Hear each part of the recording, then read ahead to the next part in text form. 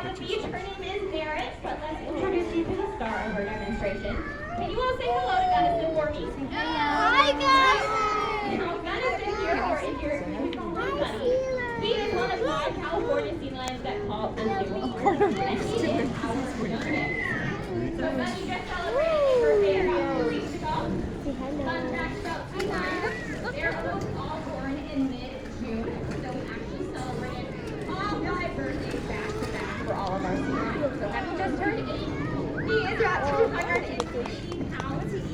Now males can get quite a bit larger. Males can actually top out at about 800 pounds. Whereas females tend to remain Gunny size. So females tend to max out at about 250 pounds. Now Gunny is a Colorado native. He was born right here at Denver Zoo. And he lives here with a bit of his family group. So we have his older sister, Annie, who just turned 13. She was born here at the zoo as well. And we have both of their parents, Nick and Lucy. Now Lucy is our oldest at 22 years old. Nick is our baby, who's 16 years old, and he weighs about 650 pounds. So if you ever out with a much larger sea lion, that is Nick. That has a very loud bark to go along with his size. Now our 5th sea lion, Maverick, he's a rescue California sea lion. I'll talk about him in just a few minutes. But just like all of our sea lions have relationships with each other, we work really hard as trainers to have good relationships with our sea lions as well. Before we ever come out here for a demonstration, we are spending months behind the scenes building those relationships. Now we need those relationships to be very positive and build on trust.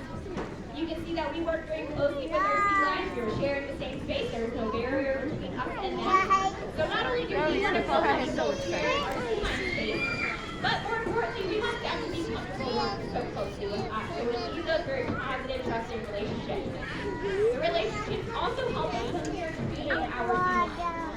Now all of the training that we do is with positive reinforcement. Sean. Now all that means is every time Gunny does behavior that Mary asks, if he gets one of those, he gets Oh, yes. but he always has the choice of whether he would like to participate with us at all or not.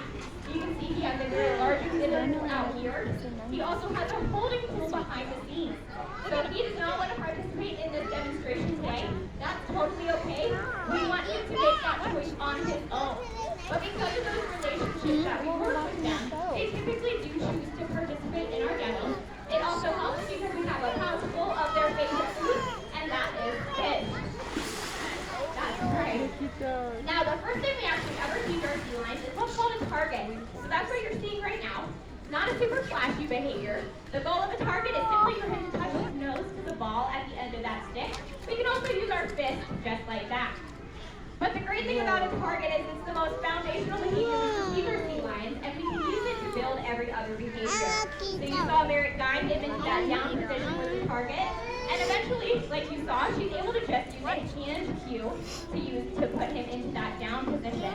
So we were able to use that target to build up that down behavior until we no longer even need the target, and we can just fly on our hand cue. So not super flashy, but it is what we're using to build every other behavior that you guys are seeing today. Now the most important kind of behavior we teach our sea lions are husbandry, or healthcare behaviors. These are voluntary eye drops. Sea lions are actually quite prone to ocular disease, and here in Denver we are at a much higher elevation, so that means a lot more UV exposure. So that drop is just a saltwater drop. It's just a proactive way we take care of their eyes. We have weekly eye checks with our veterinarian. So if you ever saw any sort of eye disease forming, we can very easily swap out that saline drop for a medicated drop. It's already a part of his daily routine. He's very used to it, and it's going to be very stress-free. Your seafarer also asks for a lot of different body routines. So we do this each and every day. We ask them to lift their fingers, roll over, open their mouth, so that we can get a good look over their entire body. No, I'm not going to put you down. You're going to see. Anything out over their little. That's great. Anything we didn't see the day before. Okay, are you all done? We can integrate our seafarer as part of healthcare behaviors, like blood draws, ultrasounds, and radiograms. We try to train them on as much as we can think of. Are you sure you want to go bye-bye? Or he's not sure.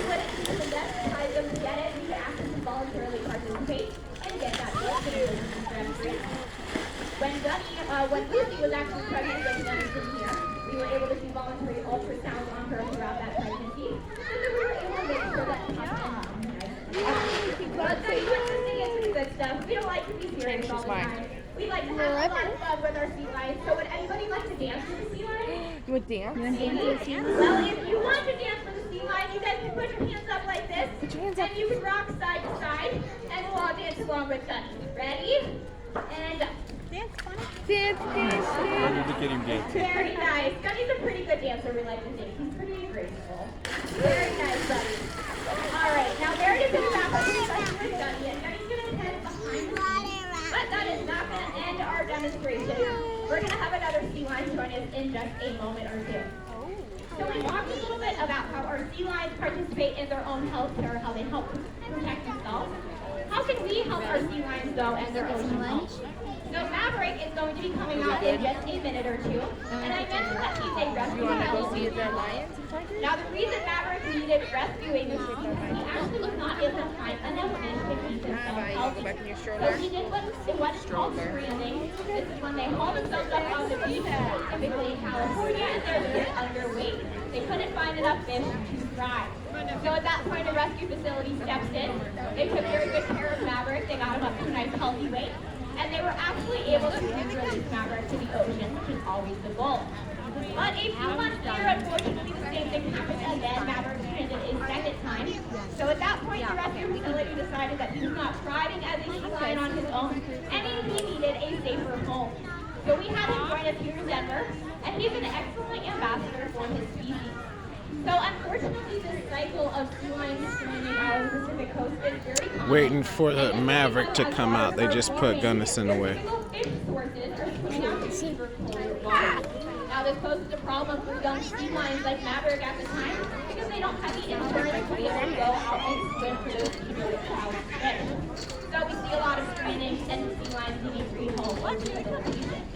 But what can we do? There is one very simple thing we can all do, and this is using a resource called Seafood Watch. Seafoodwatch.org, or the QR code at the end of the exhibit, will take you to that resource.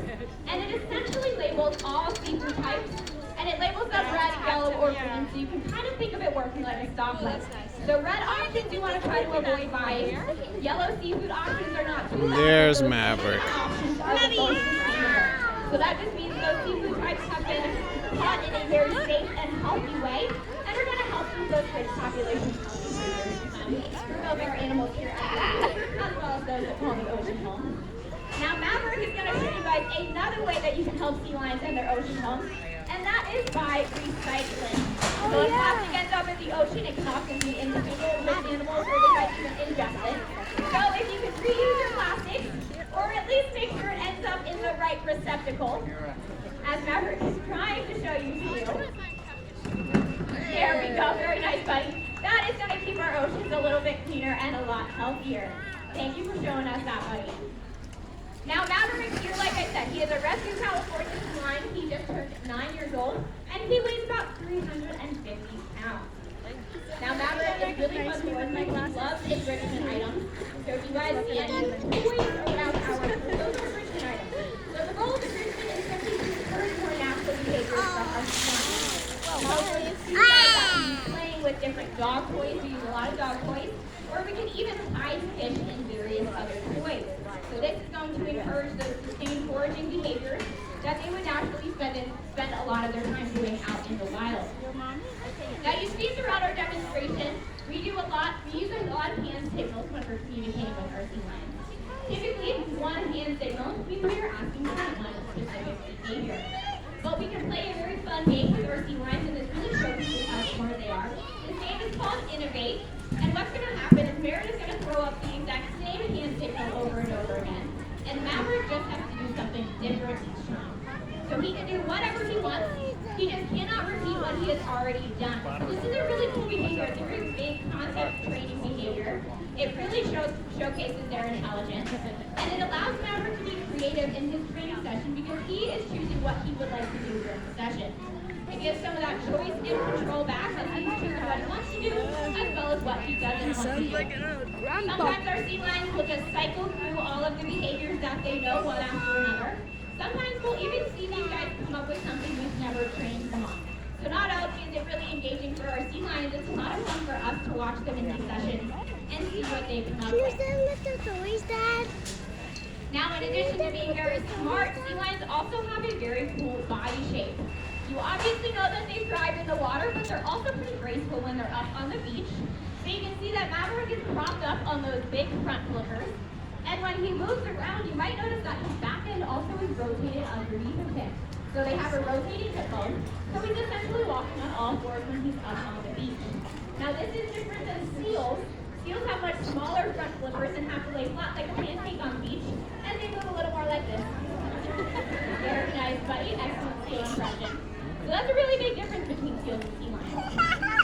Now in the water, like I said, obviously you all know sea lions are in the water. These guys can swim up to speeds of about 25 miles an hour. Now this is to get away from their predators. Maverick is giving you a pretty good hint of what might be the sea. And those are sharks and killer whales. Now sea lions, like I said, 25 miles an hour. This is about 5 times faster than the fastest human swimmer. So if you guys put Michael Phelps and Maverick here in a pool, I promise you this kid is going to win that race. So Maverick is going to get set up and he's going to show you how fast he can swim around our pool.